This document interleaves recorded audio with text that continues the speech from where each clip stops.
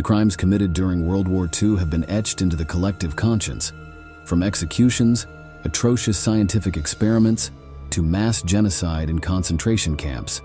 However, there are facts that were omitted from some historical accounts for many years. During that dark period, thousands of women suffered sexual abuse, violent and heartbreaking, which not only aimed to take over their bodies, but also completely undermined their ideology and fighting spirit. There is no distinction between sides here. Nazi Germany, the Soviet Union, and the United States are all equally guilty. The weight of that guilt must fall on each one. Perhaps the books do not tell you about these women, but through this new military history video, we are going to learn in detail the most horrific and abominable sexual crimes committed during World War II. Let's begin. In 1933, the Nazi Party came to power led by Adolf Hitler, giving way to a dark and disastrous period in Germany. Soon after, the dreaded concentration camps began to be built to contain the so-called enemies of the state. However, this quickly spread to the Jewish people, who went through one of the most terrifying genocides in human history. The community was the victim of a wave of unbridled hatred, mistreatment, and abuse for more than a decade, which left an indelible stigma on its history. ¡Quítate el vestido! ¡Tira la ropa al suelo! ¿Qué es eso? ¡Quítatelo! Déjame ayudar. ¡Quiero que lo hagas rápido! ¡Háganlo más rápido! ¡Son unas tontas! ¡Fuera! ¡Por aquí! ¡Fuera! ¡Que se salgan! ¡Fuera! ¡Fuera! ¡Marchando! ¡Que salgas de aquí! ¡Fuera! ¡Fuera! ¡Vamos, vamos! ¡Salgan! ¡Vamos, todas ustedes! Despite the growing interest in women's experiences during the Holocaust, sexual violence remains one of the least explored topics, but it also echoes other atrocities experienced during the war. Lack of food was one of the measures with which the Nazis punished prisoners. Daily rations were minimal, and they lived with an agonizing feeling of hunger. Both leaders and guards often took advantage of this and coerced women and girls into having sex in exchange for food and medicine, or simply under threat of death. But this was only the starting point for one of the horrors sheltered under the Nazi flag, and that few of us know about. Heinrich Himmler, second in command of the Third Reich. Attending to the physical needs of men, and in order to keep them happy, insisted on establishing brothels both inside and outside the concentration camps. It is known that between 300 and 400 women were forced into prostitution in Auschwitz, Dachau, Buchenwald, and Sachsen, among others.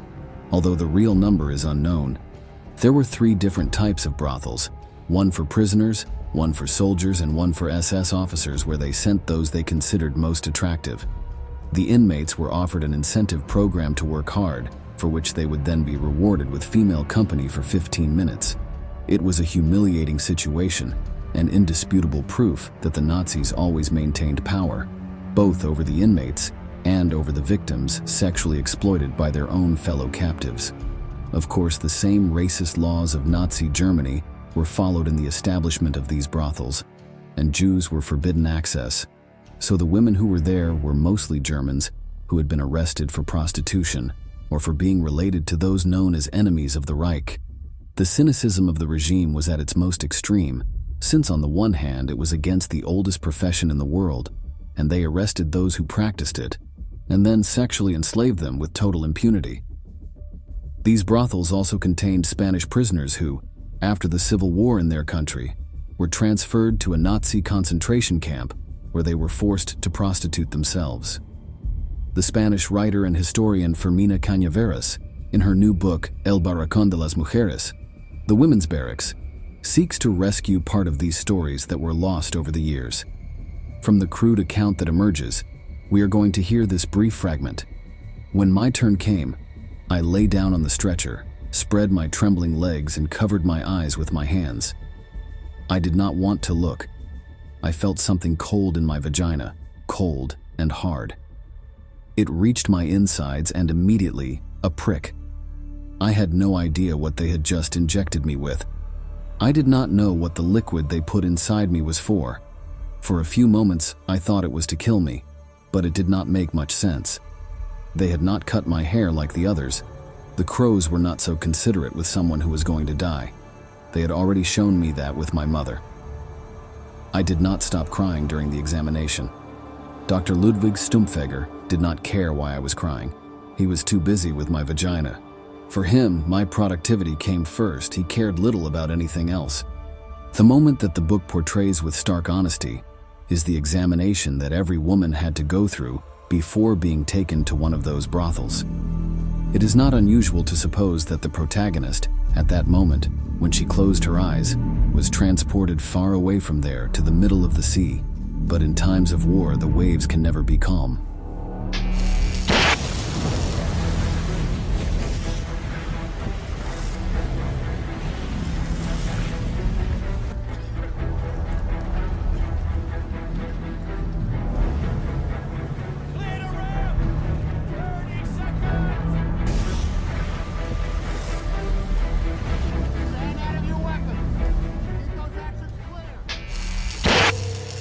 Generally, when we talk about the Holocaust, it is easy to distinguish between perpetrators and victims. However, some cases of wartime violence blur these lines to such an extent that identification becomes confusing. On June 6, 1944, Allied forces from the United States, the United Kingdom, Canada, France, and other countries crossed the English Channel, launching one of the largest amphibious and airborne invasions in history. It was codenamed Operation Overlord, better known as D-Day. It marked the beginning of a long and costly campaign to liberate northwestern Europe from Nazi occupation. That is at least the official version. However, what we are going to learn about next is a fact so aberrant that for decades the United States and France have chosen to bury it in oblivion. Mass rapes of women, even in public spaces, the trophy that American soldiers believed was rightfully theirs. Robert Lilly and Mary Louise Roberts, two American historians, decided to remove the veil and write a book about what happened. Among their focus of analysis, they try to explain the cliches that the American imagination had impregnated in the brains of its combatants.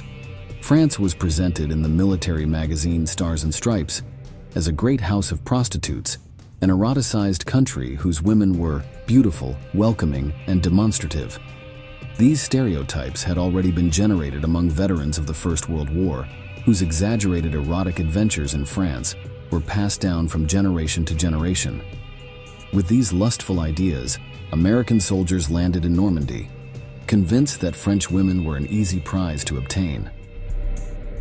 Despite the zeal with which the powers tried to bury what happened, historians managed to find records of the first incident of sexual violence that occurred just 2 months after the landing. The perpetrators were not soldiers on the front line, but members of logistical support units, who, not being directly involved in combat, had more free time and less strict discipline once the workday was over. But unfortunately, it was not the only case they found.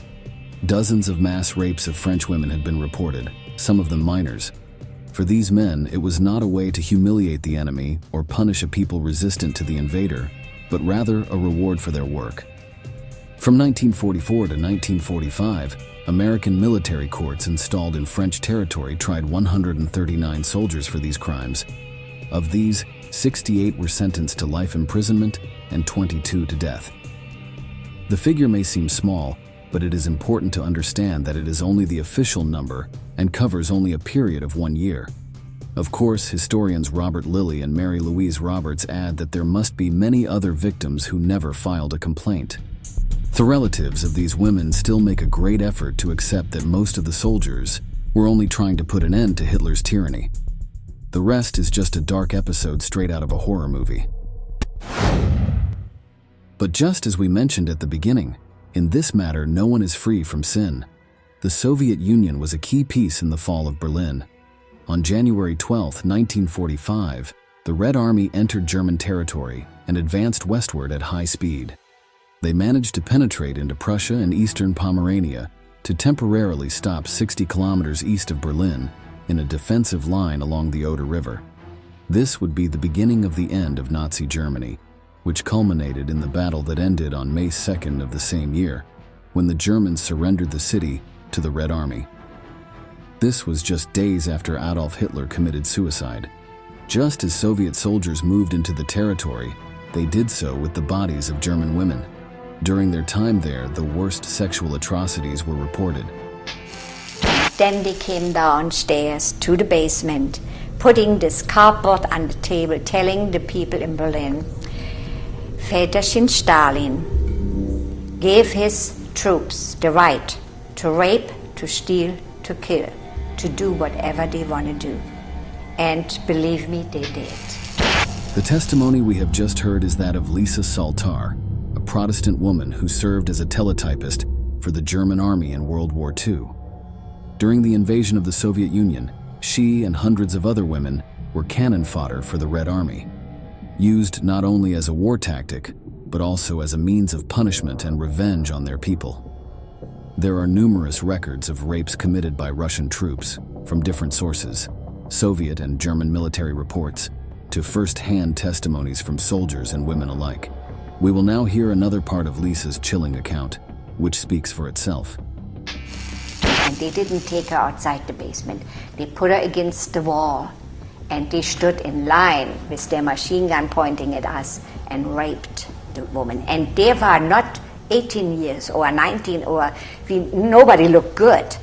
I mean, you didn't want to look good. Medical records from Berlin hospitals estimated that between 95,000 and 130,000 women were raped, approximately 6% of the female population. The Red Army had surrounded itself with an aura of terror, with its brutal and relentless attacks on all ages, from girls as young as 8 to old women as old as 80. Moreover, the rapes were repeated and planned to the point that one woman was abused numerous times by multiple soldiers. Let us review an absolutely deplorable figure. At least 860,000 women and girls were victims of rape during World War II. These acts of sexual violence are not limited only to members of the American military, but also include the Soviet force, instigated by Stalin. To this day, this topic remains a great taboo for Russia. Its specialized media often dismiss mass abuse as Western myths. It is difficult to determine how Russian women were treated by soldiers. Most did not survive the occupation. Perhaps the only physical evidence we can find is on display at the German-Russian Museum in Berlin, a photograph taken in Crimea by a Nazi soldier, showing the corpse of a young woman lying on the ground. It appears that she was not only murdered but also raped. Her skirt is pulled up and her hands cover her face. But why have these crimes not received the same attention as other aspects of World War II? Shame plays a crucial role in the silence, not only on the part of the victims of such atrocities, but in the carefully constructed narrative by the Allies, who took pains to portray Germany and its citizens as solely responsible for the horrors of the conflict. Beyond the context and the political interests that ran through that era, leaving aside territories and nationalities, it was just about men exercising their natural strength to abuse women in a clearly disadvantaged condition. No one could or wanted to deal with that at the time. The version was always told from the soldiers' side. Exiles, wars, death. But what about them? History owes recognition to those who experienced the pain firsthand. In the meantime, we contribute our grain of sand. With this, we conclude today's installment. We hope you found it revealing. We encourage you to subscribe and activate notifications so you don't miss our next military history publications. See you in the next video.